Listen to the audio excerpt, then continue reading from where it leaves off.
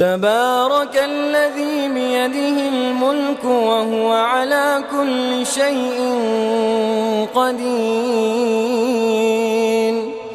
الذي خلق الموت والحياة ليبلوكم أيكم أحسن عملا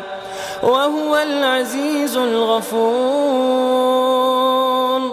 الذي خلق 7 سماوات طباقا ما ترى في خلق الرحمن من تفاوت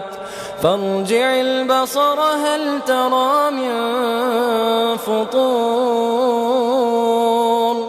ثم ارجع البصر كرتين ينقلب إليك البصر خاسئا وهو حسير